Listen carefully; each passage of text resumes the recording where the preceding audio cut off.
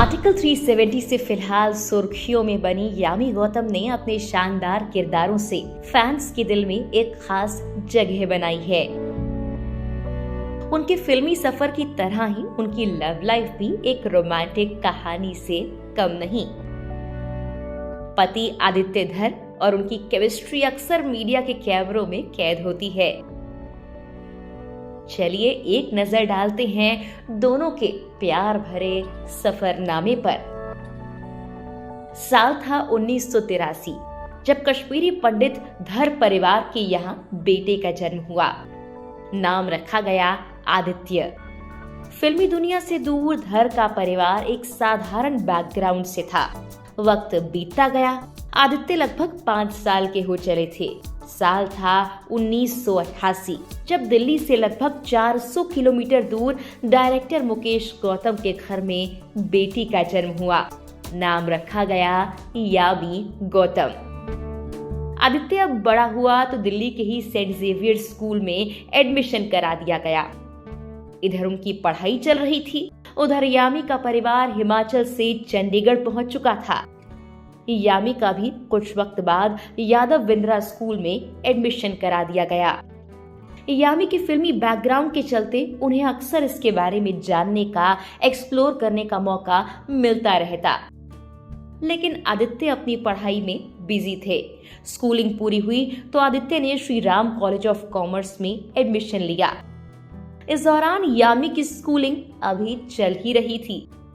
College के दौरान भी आदित्य कॉमर्स में ही थे, लेकिन इसके बाद उन्होंने दिल्ली म्यूजिक थिएटर में काम करना शुरू कर दिया और यहाँ से उनका इंटरेस्ट फिल्म मेकिंग की ओर ज्यादा बढ़ने लगा। इधर यामी की स्कूलिंग भी पूरी हो गई थी। वो अब लॉ की पढ़ाई के लिए कॉलेज में दाखिला ले चुकी थी। वो IAS बनना चाहती थी। साल 2006 में जब आदित्य लगभग 23 साल के थे, उन्होंने ठान लिया कि वो अब मायानगरी का रुख करेंगे। इसीलिए वो पहुंच गए मुंबई। कभी प्रोडक्शन हाउस में नौकरी मांगते तो कुछ वक्त RJ के तौर पर भी काम किया।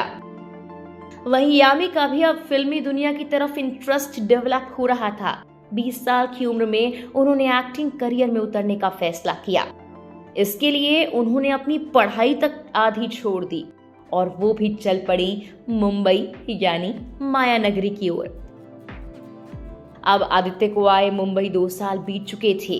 उनकी किस्मत साथ दे रही थी। हाले दिल, डैडी कूल जैसी फिल्मों में लिरिक्स लिखने का मौका उन्हें मिला।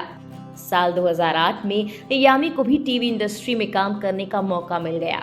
चांद के पार चलो और ये प्यार ना होगा। लगभग 2010 तक यामी ने इन सोप ओपेराज में अच्छा काम किया।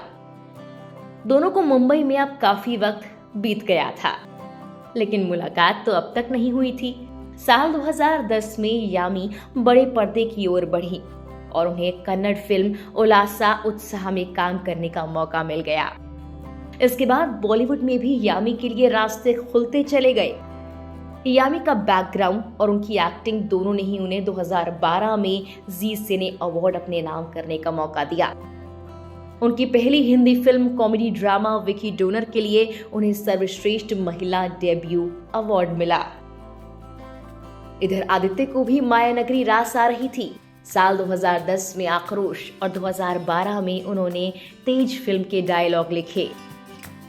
2015 में यामी अब इंडस्ट्री में जाना माना चेहरा बन चुकी थी। यामी गौतम को थ्रिलर बदलापुर में सहायक भूमिका मिली। इस दौरान यामी और पुलकित सम्राट के डेटिंग रूमर्स भी आए। वहीं आदित्य धर अब अपनी अगली फिल्म की तैयारी में लग गए। ये फिल्म थी उरी द सर्जिकल स्ट्राइक। यामी को ये फिल्म ऑफर हुई। हालांकि यामी की लव लाइफ को लेकर इस दौरान बुरी खबर आई कि उनका ब्रेकअप हो चुका है। उरी द सर्जिकल स्ट्राइक की शूटिंग के दौरान धर और गौतम की बातचीत बढ़ी। यही वो वक्त था जब लव लाइफ और फिल्मी करियर दोनों में यामी के लिए बहुत कुछ इंतजार कर रहा था। दोनों की नजदीकियां बढ़ती चली गई। 2019 में फिल्म तो हिट हुई, साथ ही दोनों की जिंदगी का नया फेज भी शुरू हो गया। दोनों ने 2 साल एक दूसरे को डेट किया। फिल्मी करियर और लव लाइफ सेट होने के बाद साल 2021 में यामी और आदित्य ने शादी का फैसला कर लिया। 4 जून 2021 को दोनों ने हिमाचल में शादी की। दोनों की खूबसूरत जोड़ी अक्सर पैप्स स्पॉट करते हैं।